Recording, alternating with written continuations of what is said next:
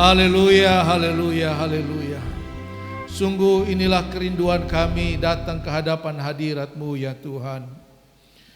Untuk kami dapat sungguh-sungguh mengenal Engkau secara pribadi.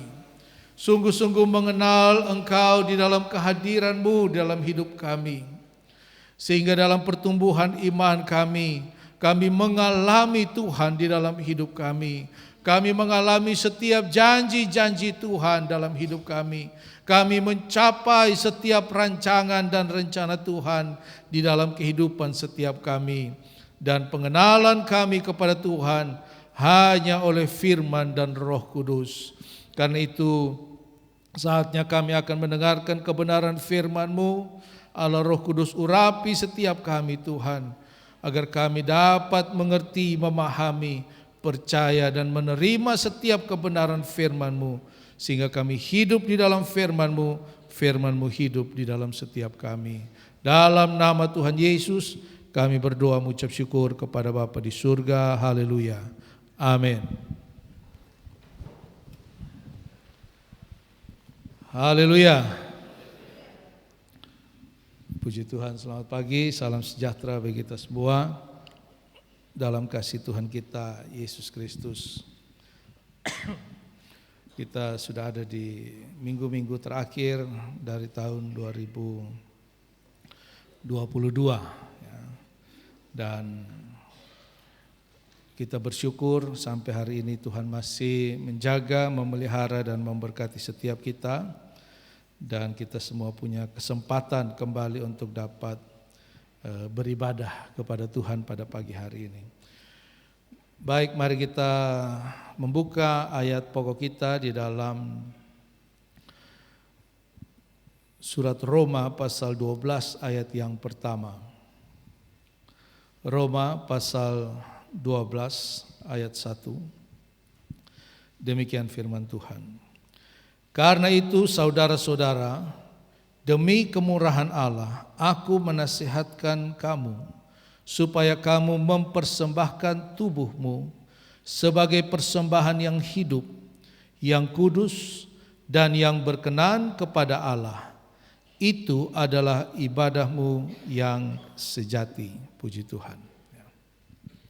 Tentu ayat ini kita sudah sangat kenal, kita sudah sangat sering membaca, tapi kita percaya bahwa selalu ada pesan kebenaran firman Tuhan di dalam setiap waktu. Bapak Ibu Saudara sekalian, kalau kita bicara tentang persembahan, maka kehidupan umat manusia sejak jatuh ke dalam dosa itu tidak pernah terlepas dari yang namanya korban. Allah menyembelih seekor binatang dan kemudian memakaikan kulitnya kepada manusia. Ada korban. Dan sejak saat itulah perdamaian Tuhan dengan Allah itu ditandai dengan sebuah korban. Ketika Tuhan mengutus Musa untuk melepaskan bangsa Israel keluar dari tanah Mesir, pesan yang disampaikan Musa kepada Raja Firaun adalah, lepaskan umatku pergi untuk mempersembahkan korban. Untuk mempersembahkan korban kepada Allah. Orang Israel sudah sangat terbiasa dengan yang namanya korban itu, saudara. Dan itu sebenarnya sesuatu yang kalau kita mau sungguh-sungguh menyelami masa-masa itu, maka itu masa yang sebenarnya sangat repot, saudara. Orang datang beribadah harus bawa-bawa binatang, harus diperiksa sungguh-sungguh apakah binatang itu baik atau tidak, penyembelihannya seperti apa. Waduh, itu kalau kita bayangkan itu darah di mana-mana, saudara. Setiap orang harus membawa korbannya masing-masing, setiap keluarga. Dan itu sudah menjadi hal yang biasa. Dan itu kemudian tentu saja menjadi nubuatan tentang korban yang sempurna yang dikerjakan oleh Yesus Kristus. Yohanes Pembaptis ketika dia melihat Yesus datang, dia bilang, inilah anak domba Allah yang akan menebus dosa seisi dunia.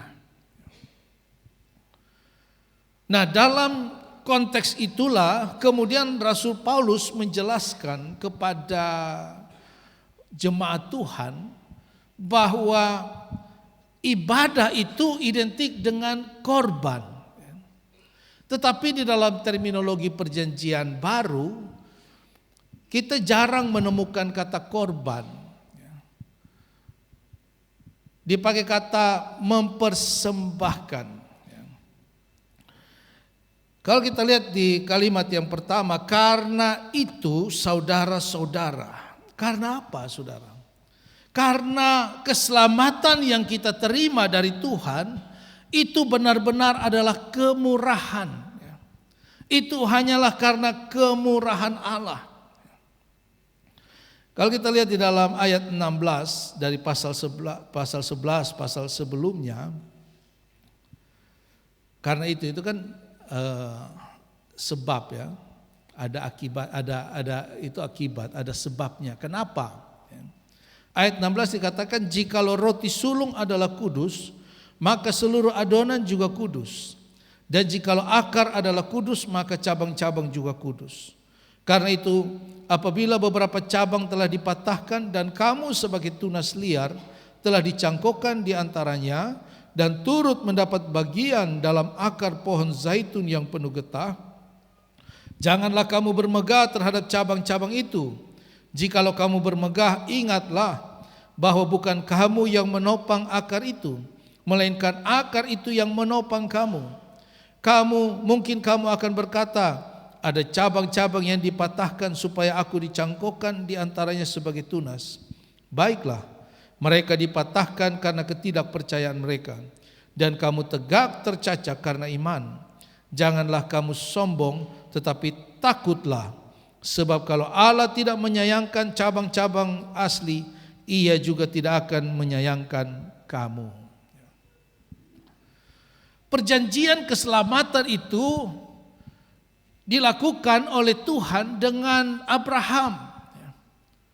Abraham, Ishak dan Yakub menerima janji keselamatan itu, sehingga mereka disebut sebagai akar dari keselamatan itu. Pohon keselamatan itu berakar dari janji Tuhan kepada Abraham, Ishak dan Yakub. Dan dari pohon keselamatan itulah Allah bekerja di dalam sejarah hidup manusia, terutama bangsa Israel, untuk menyatakan karya keselamatannya. Dan kita tahu bersama ketika Yesus datang, dia ditolak oleh bangsanya sendiri. Sehingga Rasul Paulus memberikan perumpamaan, memberikan analogi bahwa keselamatan yang saudara dan saya terima hari ini itu hanya karena kemurahan Allah. Karena bangsa Israel menolak karya keselamatan Kristus itu. Karena itu Rasul Paulus dikatakan, aku menasihatkan kamu. Karena itu, karena keselamatan yang kita terima itu hanya karena kemurahan, hanya karena anugerah Allah atas penolakan yang dilakukan oleh bangsa Israel. Karena alasan itulah Rasul Paulus katakan, aku menasihatkan kamu sungguh-sungguh, saudara. Bapak Ibu Saudara sekalian, firman Tuhan itu terus datang memberi nasihat kepada kita. Firman Tuhan terus mengingatkan kita agar kita benar-benar menyadari dari mana kita diangkat oleh Tuhan. Dari mana kita berangkat. Dari mana karya keselamatan itu kita terima. Dan firman Tuhan selalu datang memberikan nasihat kepada saudara dan saya, untuk kita berhati-hati ketika kita mengambil setiap langkah-langkah, keputusan-keputusan di dalam perjalanan kehidupan kita. Mari kita selalu mengingat akan nasihat firman Tuhan. Lagu pujian tadi katakan, kita mau mengenal Tuhan secara pribadi. Karena Tuhan pun demikian, saudara. Tuhan juga mau mengenal kita secara pribadi. Bukan hanya lewat berkat-berkat Tuhan kita mengenal Tuhan. Bukan cuma dari pengalaman-pengalaman iman yang kita alami setiap hari kita mengenal Tuhan. Tetapi ada suatu hubungan, Ada suatu konektivitas, ya. Ada keterhubungan yang selalu ada antara kita dengan Tuhan. Membuat kita tidak pernah meragukan lagi akan janji Tuhan. Membuat kita tidak pernah ragu melangkah di dalam kehidupan kita ini. Tadi saya katakan bahwa terminologi perjanjian lama itu selalu menggunakan kata korban. Tetapi Yesus tidak pernah mengatakan bahwa dia mengorbankan dirinya bagi saudara dan saya. Tuhan tidak pernah mengatakan dia mengorbankan anaknya.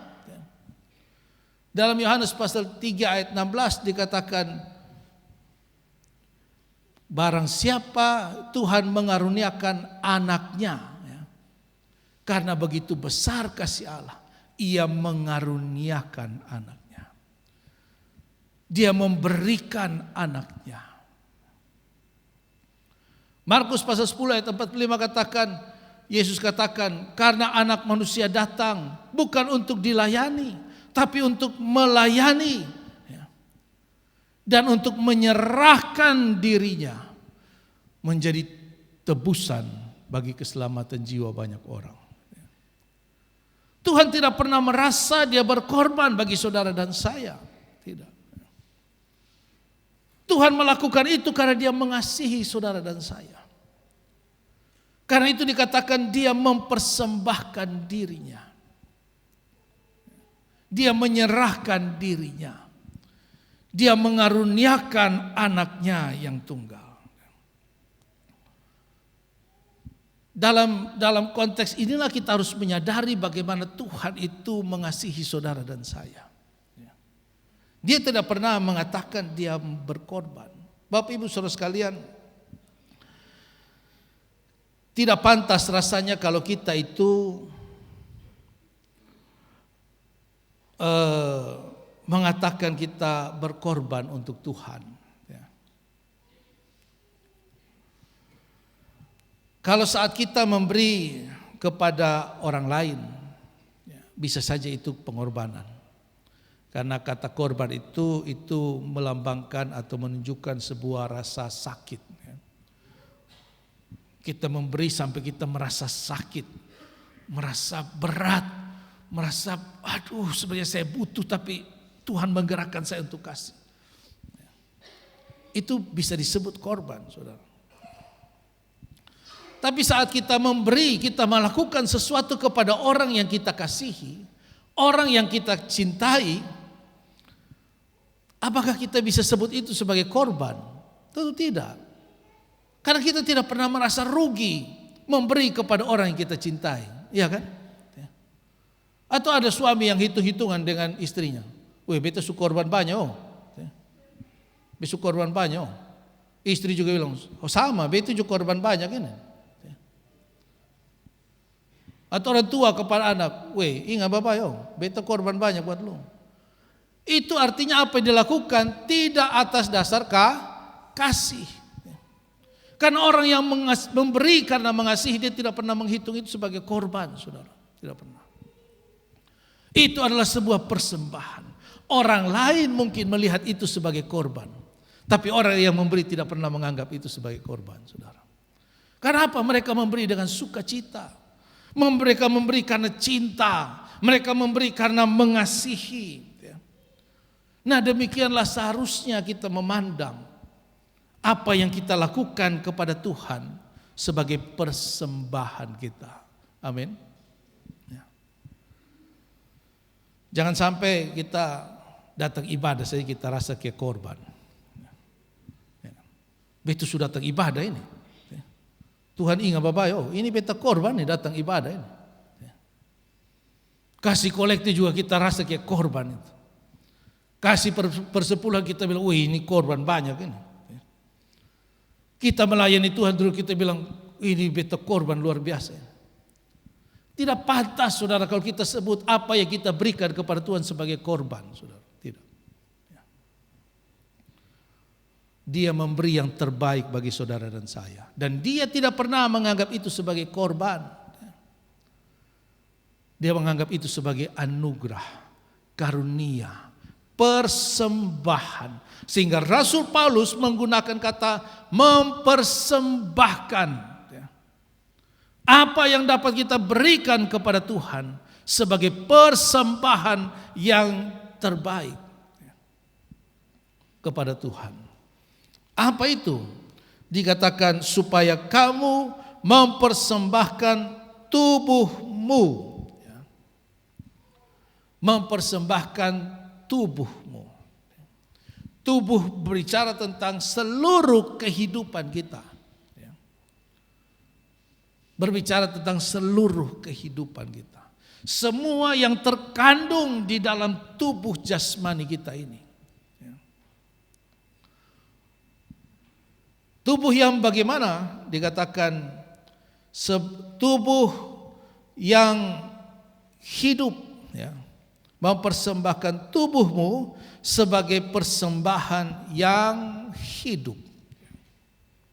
Yang pertama adalah persembahkanlah tubuh kita sebagai persembahan yang hidup.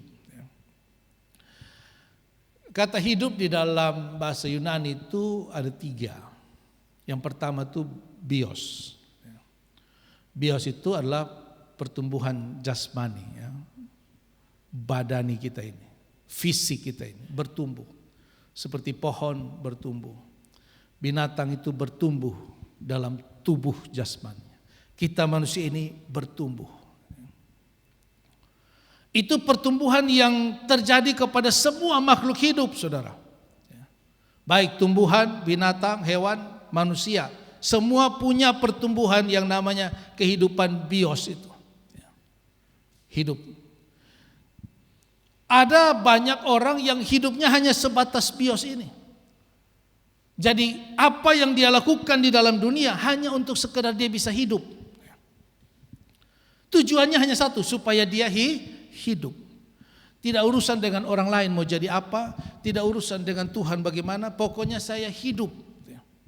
Pokoknya saya mencapai semua yang saya tuju, semua yang saya harapkan.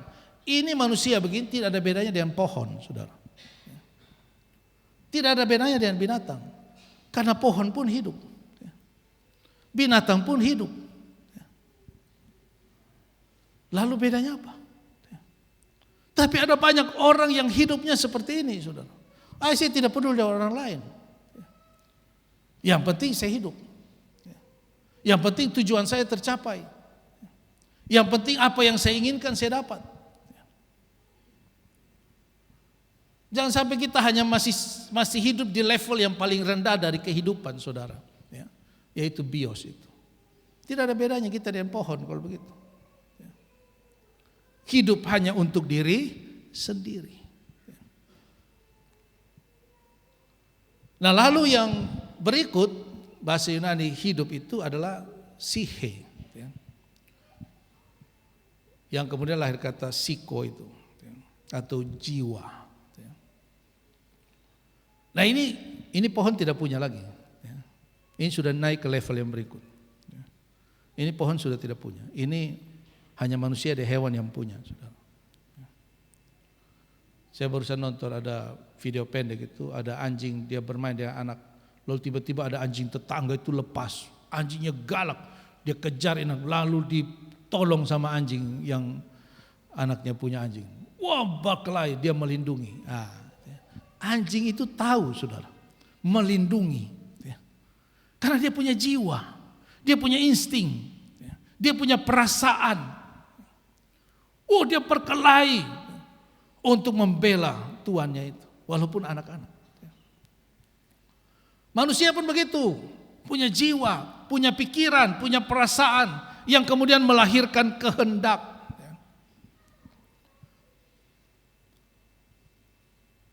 Kalau kita masih di level ini, berarti kita pun masih sama. Kita sudah setingkat lebih tinggi dari pohon, saudara. Tapi kita masih sama dengan binatang. Ada orang bilang kita kasih makan anjing 3 hari, itu dia ingat kita 3 tahun. Tapi kadang-kadang kita kasih makan manusia 3 tahun, itu 3 hari aja dia lupa kita. Ini berarti psihenya ini lebih parah dari binatang, saudara. Orang mengejar ilmu, pengetahuan, sampai apapun yang dia bisa peroleh.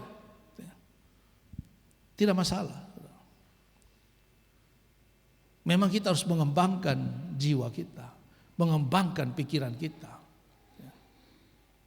Tetapi tidak cukup berhenti sampai di situ. Tidak cukup kita sampai hanya punya kecerdasan psikologi saja, kecerdasan jiwa saja. Nah, kata yang berikut dari hidup dalam bahasa Yunani adalah zoe. Nah, zoe ini adalah keutuhan dari sebuah kehidupan. Kehidupan yang terintegrasi secara utuh antara jasmani, jiwani, dan rohani. Kehidupan yang mencapai potensi yang sesungguhnya dari ciptaan Tuhan, dari rancangan Tuhan. Dan Tuhan mau kita sampai kepada level kehidupan seperti ini. Level kehidupan zoe, di mana kita mencapai apa yang Tuhan mau di dalam kehidupan kita. Dan Yesus, dia menjadi contoh yang sempurna tentang kehidupan yang utuh, baik secara jasmani, jiwani, dan rohani. Coba kita lihat di dalam Injil Lukas. Injil Lukas pasal 2 ayat 52. Injil Lukas pasal 2 ayat 52 dikatakan, dan Yesus makin bertambah besar dan bertambah hikmatnya dan besarnya, dan makin dikasihi oleh Allah dan manusia. Yesus bertambah besar di dalam jasmaninya, tubuhnya berkembang, tumbuh berkembang dengan baik. Tapi jiwaninya, hikmatnya juga bertumbuh, berkembang, saudara. Tapi bukan cuma sekedar sampai di situ. Pertumbuhannya menjadi sebuah pertumbuhan yang utuh, yang sempurna, sehingga dikatakan dia semakin dikasihi oleh Allah dan manusia. Inilah hidup yang Tuhan mau kita persembahkan kepada Tuhan. Amin. Tubuh yang punya kehidupan seperti inilah yang Tuhan mau kita persembahkan kepada Tuhan, saudara. Hidup zoe itu adalah manusia baru. Manusia yang dibaharui oleh firman dan Roh Kudus, saudara.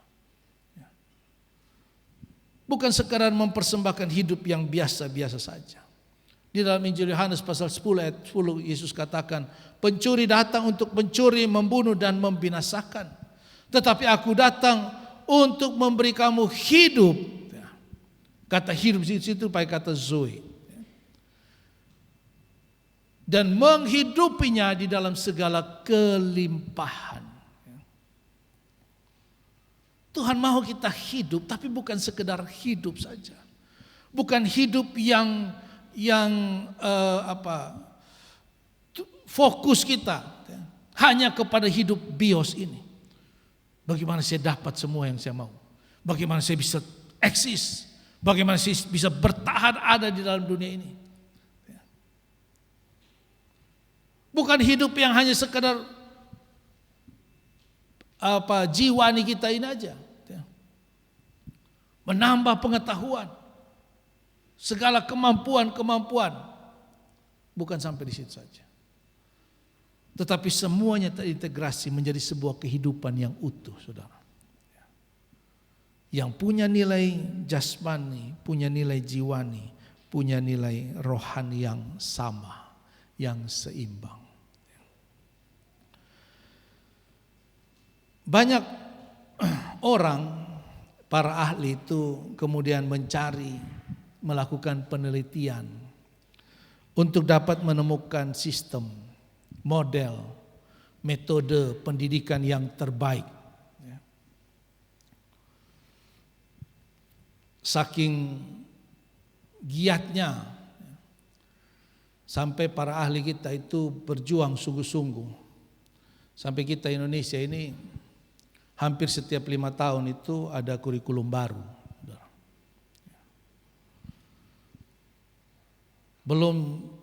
Belum sempurna kita mengimplementasi kurikulum yang satu, tiba-tiba muncul kurikulum baru.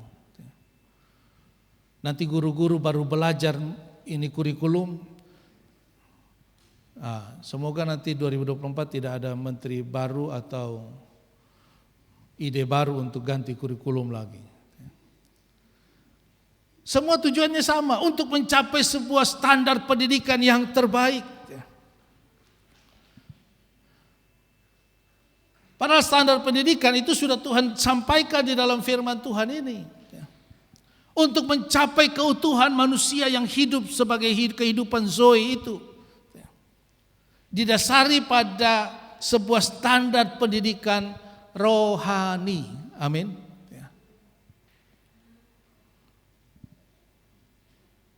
Ulangan, kitab Ulangan pasal 6. Segala firman yang kusampaikan ini, kamu perhatikan sungguh-sungguh. Kamu ajarkan kepada anak-anakmu. Apa yang diajarkan? Firman Tuhan, saudara. Kalau kita melihat pendidikan dari bangsa Israel itu, kurikulum mereka tidak banyak berubah, saudara. Tidak banyak berubah. Tetapi kita lihat bangsa Israel itu bangsa yang unik. Ya. Mereka bangsa yang kecil tapi mereka kuat. Mereka sedikit tapi mereka ada di mana-mana, tersebar ke seluruh dunia. Mereka tersebar ke seluruh dunia tapi tidak pernah kehilangan nilai-nilai kehidupan mereka. Mereka bangsa yang tidak punya sumber daya alam, saudara. Tapi mereka bangsa yang menonjol dalam segala hal.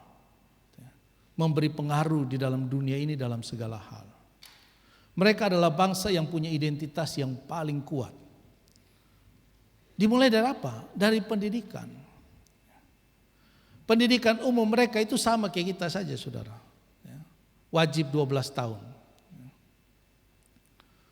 Tetapi mereka belajar Alkitab di dalam pendidikan umum itu 10 jam seminggu. 10 jam seminggu. Artinya satu hari itu rata-rata 2 jam. Ini sekolah umum. Sekolah umum.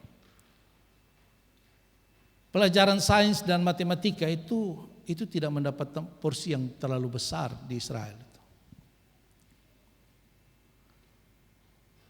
Yang diutamakan adalah pelajaran Alkitab. Mereka harus sungguh-sungguh memahami Alkitab itu. 2 jam satu hari.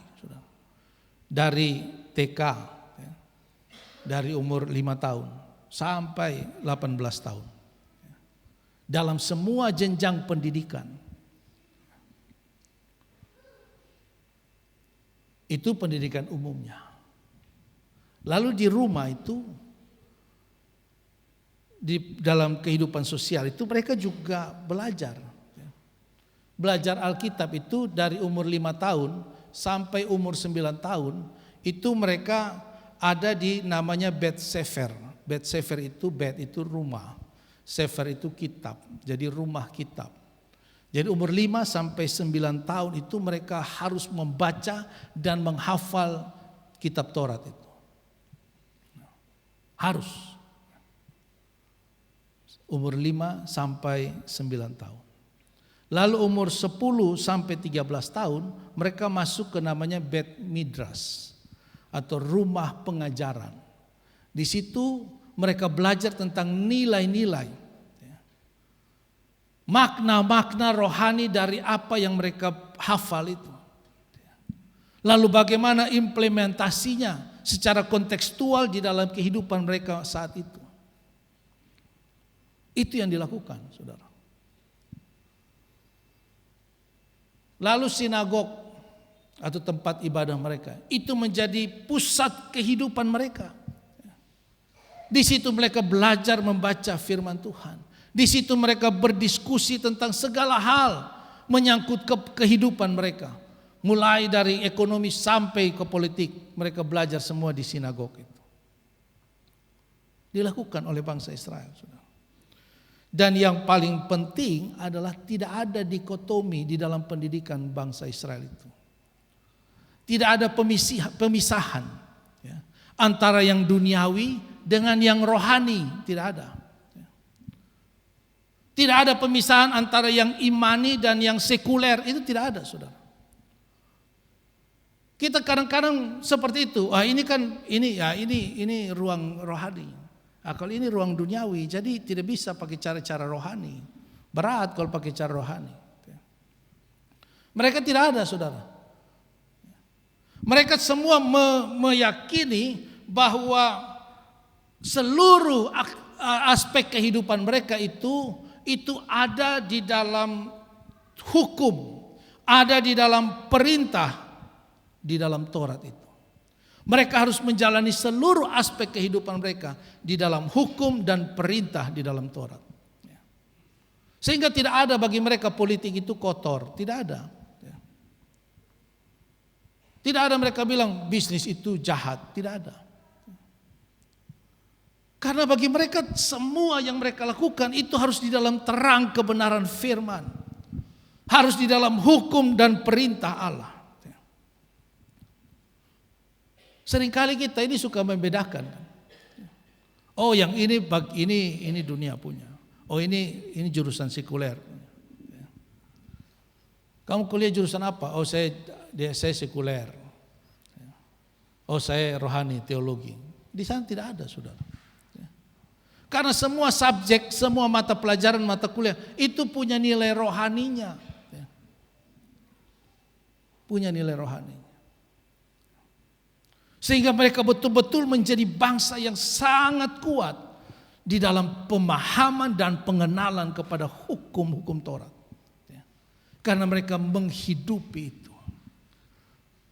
Inilah yang Yesus mau ketika Yesus mengatakan di Injil Yohanes pasal 15, hiduplah di dalam aku dan aku di dalam kamu, maka kamu dapat melakukan apa saja.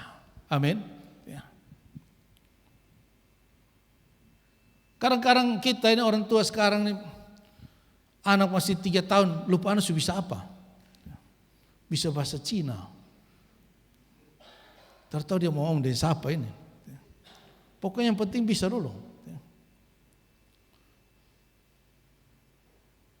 Siapa anak 5 tahun aljabar su pintar loh. Wih, ini kita dengar saja pusing, tapi anak umur 5 tahun harus bisa. Tidak penting itu, saudara. Yang penting adalah bagaimana anak-anak kita, kehidupan kita itu dipenuhi dengan firman. Karena hikmat itu datangnya dari surga. Amin. Dan kita lihat bangsa Israel sampai hari ini menjadi bangsa yang luar biasa, saudara. Karena semua dimulai dari firman Tuhan. Semua dimulai dari pengenalan kepada perintah Tuhan. Dan kehidupan yang seperti inilah yang Tuhan mau. Tuhan mau kita mempersembahkan seluruhnya. Kita seringkali bilang, semua yang saya punya ini pemberian Tuhan. Semua ini titipan Tuhan. Tapi pas Tuhan minta itu, kita bilang, hah? Ke mana?